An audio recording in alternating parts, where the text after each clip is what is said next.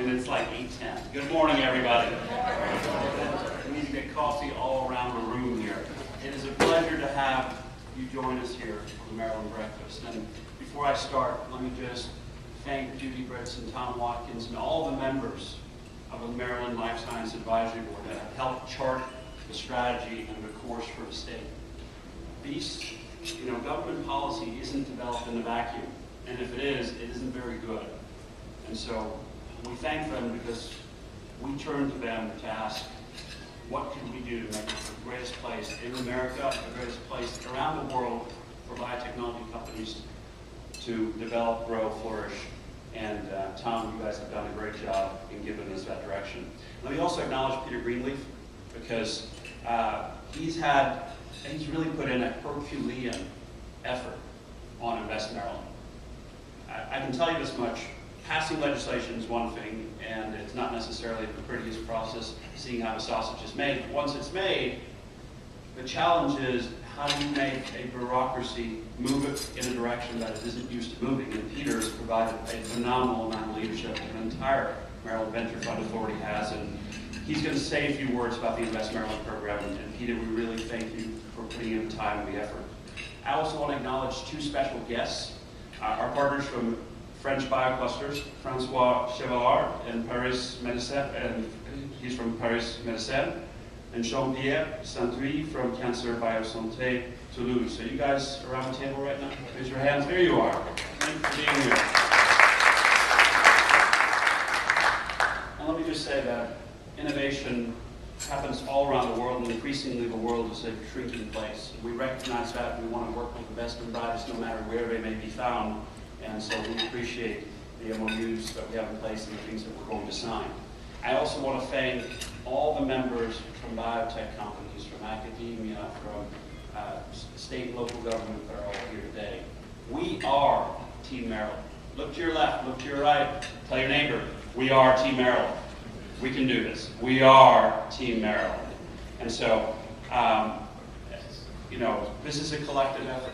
And as a state, we recognize for a long time that bio is important. We recognize that it's important to project who we are. We recognize that it's important to have a brand. And all of you recognize the same thing. We wouldn't be here if we didn't. And so I want to recognize those sponsors. And this marks the 9th, can you believe that, consecutive year we've been able to promote the Maryland brand through a double helix sponsorship on tonight's gala. Let me recognize those sponsors.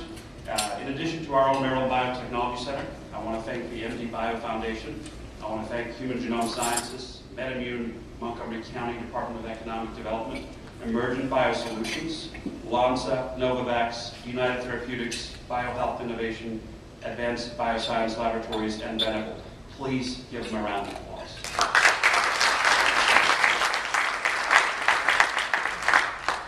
So, I think the best way to kick one of these breakfasts off is with a bit of good news. And you're going to hear me saying this for the next year, because as long as we keep this ranking, I'm going to be repeating it. But last week, we were ranked #1 by the U.S. Chamber for Innovation and Entrepreneurship. And let me tell you, the U.S. Chamber is in nobody's back pocket, certainly not Maryland's. And if you read the report, it's 90 pages. We read the whole thing. What you will find is that they call out specific policies that they think position as #1 in the country. And the tip of the arrow of the spear, #1 on that is Invest Maryland, the biotech tax credit, R&D tax credits, and they also note our new initiative, Innovate Maryland. And Innovate Maryland is really an exciting opportunity, because we recognize we're really good at research. We're not necessarily as good as we should be in pushing that research out into commercial ventures, and this is a partnership between the state and our research universities to invest in 40 to 50 small bets to push in commercialized technologies out of the lab. And if we have 40 to 50 funded and we have 10% of those move forward, we'll be there with the best Maryland dollars, ready, willing, and able to push them out. And so we're excited. And we believe that that there's a lot of opportunity here. And you know, the last few years, they haven't necessarily been the easiest times to make big policy decisions. It's been tough. The unemployment rate, you know, compared to historical averages, has been at levels we haven't seen in some cases, you know, north of the Great Depression. And we realize as a state that we're not where we need to be, but we believe that biotechnology and life sciences is a critical part of solving the problem of how we get to a brighter future. Let me tell you, from 2002 to 2010, 1/3 of all net new jobs were created by you all in Maryland. That's our future. That's our opportunity. And we're not just talking about economic opportunity, because you know, I can talk economic development all day, but we're talking about solving some of the most complex problems that has vexed mankind since we've been here on the planet. And yesterday I was at a reception that Tom Watkins spoke at, and they had a patient out there that suffered from lupus. And she went on and told her life story and the challenges she went through. And you know, there wasn't a dry eye left in that room, because sometimes it's so easy to forget about what is the fundamental problem we're solving and lose sight of that. But when you're hearing patients, that's what matters. And I want to acknowledge some of the companies doing some of that work.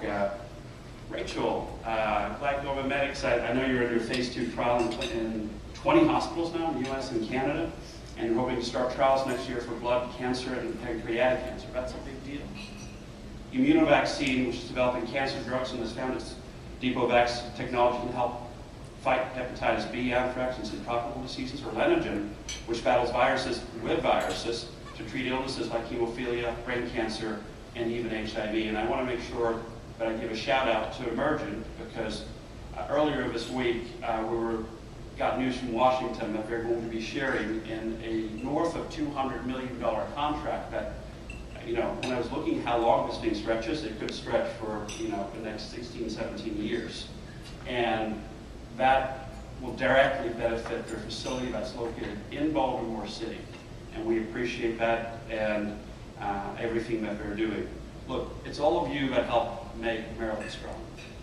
When we think about how do we move the state forward, when we think about what are the opportunities that are before us, there is no way that we cannot say that life sciences is right up front there. There's no way that we can't say that you all are a part of that equation. So it is with great pride to be sitting here before all of you, because you know, when this started, it was this much smaller breakfast, and it keeps growing every year. And you know, your success is the greatest testament to everything that Governor O'Malley is trying to do in this industry. So thank you for being in Maryland. We don't take you for granted. We appreciate you. We think that you are a key part of our future. So with that, I'm going to hand it off to Peter Greenleaf, and Peter is going to give you an update on the Invest Maryland program.